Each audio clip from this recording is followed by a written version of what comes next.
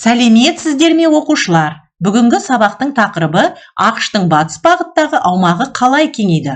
Оқу мақсаты 19 ғасырдағы Америка Құрама Штаттары территориясының кеңею үдерісін сипаттау. Өткен тақырыпты есімізге түсірейік. 1776 жылы 4 шілдеде тәуелсіздік декларациясы қабылданды. Онда отарлар өздерін тәуелсіз мемлекет деп жариялады. Бұл құжаттың авторы Томас Джефферсон болды. 1783 жылы Версаль келісімі бойынша Англия ақштың тәуелсіздігін мойындады. Ал 1787 жылы ақш конституциясы қабылданып, елдің бірінші президенті болып Джордж Вашингтон сайланды. Енді балалар терминдермен жұмыс жасаймыз. Скваторлық саясат, бос жерлерді, яғни үндістердің жерін тартып алу. Аболиционизм, ағылшын тілінен аударғанда жою деген мағынаны білдіреді, яғни елде құлдықты жоюға байланысты ұлттық қозғалыс. Аболиционистер деп ақштағы құлдықты жоюды жақтағандарды атайды. Құлдық адамзат тарихындағы қанаудың дөрекі түрі. Трансатлантикалық құл саудасы солтүстік және оңтүстік Американың плантацияларына еңбек ету үшін құлдарды Африкадан әкелу үдерісін айтамыз. Енді балалар, алдарыңыздағы картадан алғашқы ақштың территориясын көруге болады. 19 ғасырдың бірінші жартысында ақш өз аумағын қарқынды түрде кеңейтуді бастады. Жаңа аумақтарды отар елдерден сатып алу немесе әлсіз қарсыластардан қарулы жолмен тартып алу арқылы іске асырды.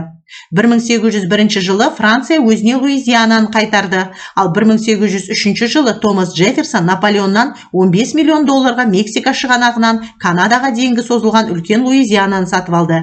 Нәтижесінде мемлекет 2 есе ұлғайды.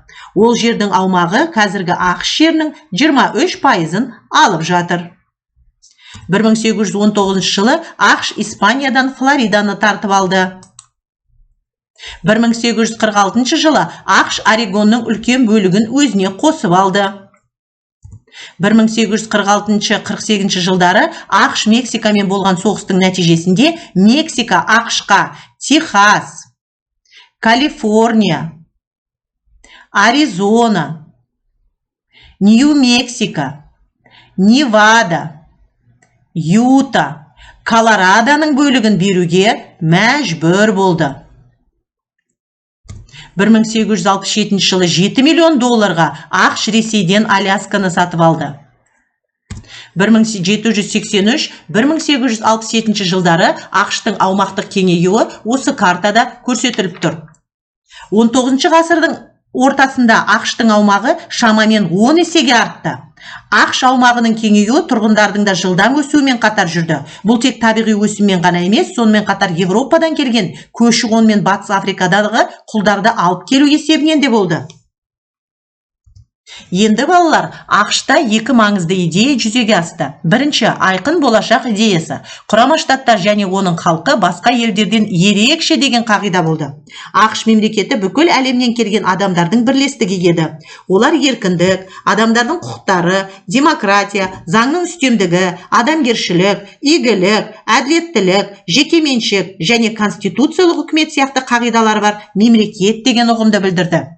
Ал екінші маңызды құжаттардың бірі Монро доктринасы. 1823 жылы қабылданған құжат еуропалық мемлекеттердің ақштың ішкі ісіне араласпау қағидасы. Монро доктринасы 1823 жылы ақш президенті Монро еуропалық державаларға сес көрсете, олардың Латын Америкасы жаңа тәуелсіз елдерінің ішкі істеріне араласпауын талап етіп, оның ақшпен достық қарым-қатынасқа түсірілген көлеңке ретінде қабылдады. Америка тек американдықтар үшін деген патриотизм қағидасы жарияланды. 19 ғасырдың бірінші жартысында ақштың әлеуметтік және экономикалық даму күшейді. Елдің 20 ғасырда бұрын соңды болмаған экономикалық дамудың бастамасы болды. Ал енді оқушылар, мына суреттерге назар аударыңыздар. Бұл суретте Еуропадан келген азаматтардың және жергілікті байырғы халық үндістердің арасындағы қарым-қатынасты байқауға болады. Ал енді балалар, видеороликке назар аударайық. Осы видеороликтен сіздердің байқайтындарыңыз еуропалықтардың басты мақсаты қандай болды? Соған назар аударыңыздар.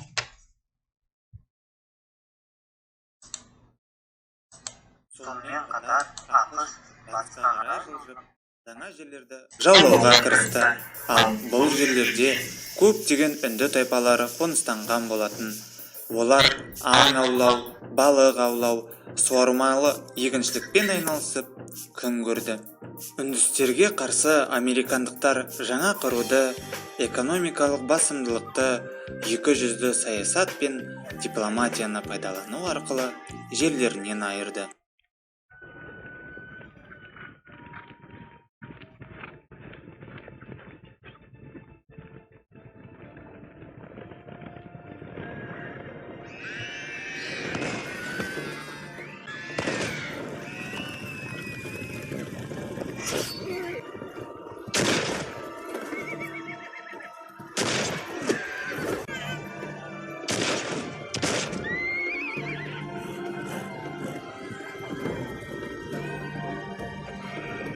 Еуропалықтар келмей тұрып, үндістер спирттік ішімдіктермен таныс емес еді.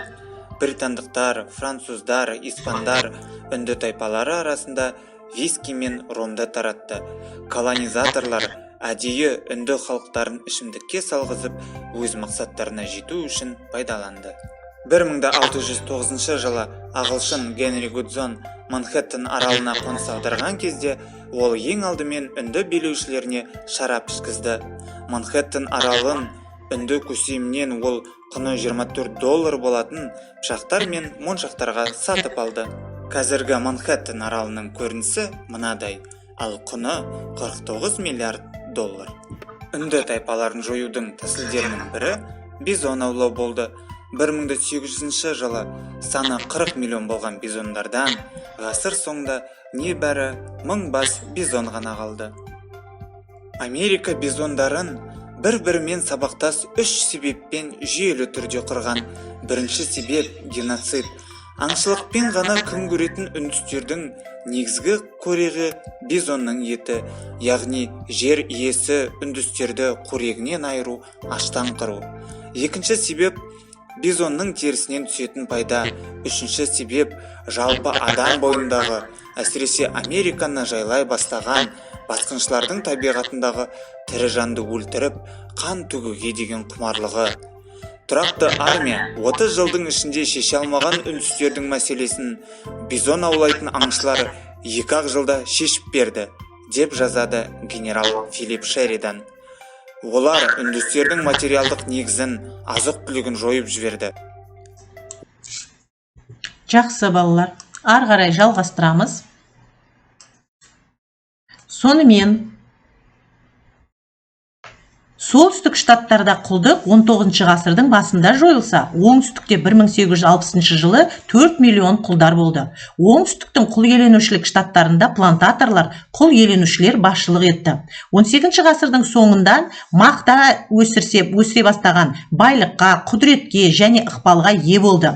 Мақта плантациясынан басқа оңтүстікте темекі, күріш және қант плантациялар болды. Оңтүстіктің плантаторлары үнемі жаңа жерлерге мұқтаж болды. Өйткені мақта мен темекі топырақтың құнарлығын жойып жіберді және батыстағы құнарлы жерлері жаулап алуға тырысты.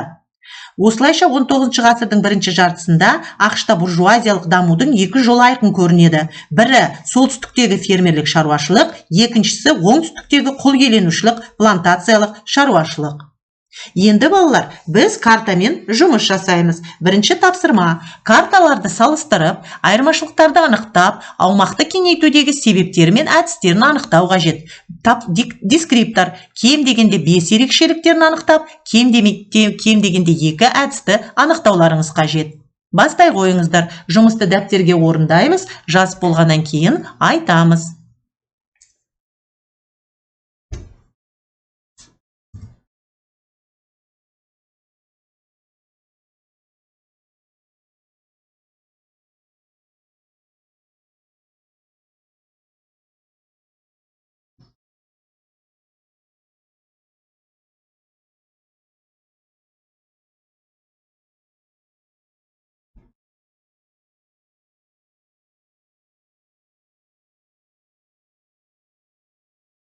Жақсы балалар, өте жақсы. Екінші тапсырма: 19 ғасырдағы ақшты сипаттаңыз. Күшті жақтары, әлсіз жақтары.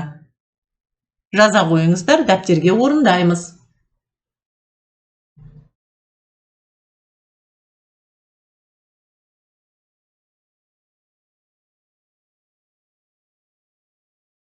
Үшінші тапсырма балалар, өте жақсы. Суретте не бейнеленген? Суреттер қандай ақпарат бізге береді? Және суреттерде қандай оқиға көрсетілген?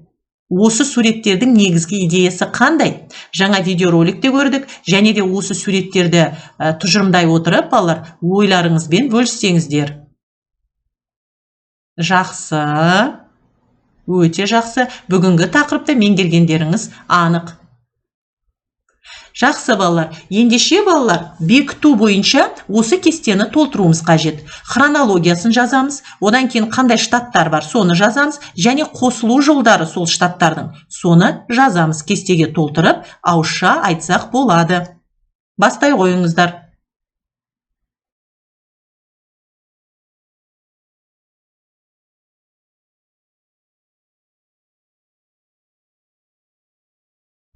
Өте жақсы балалар. Соныменен бүгінгі сабақты қорытындылайтын болсақ, ақштың қандай жолдармен территориясы кеңейді?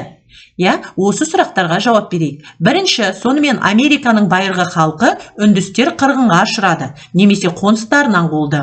Екінші, жаңа аумақтар отаршылық елдерден сатып алынды. Үшінші, әлсіз қарсыластардан әрине тартып алынды. Өте жақсы балалар.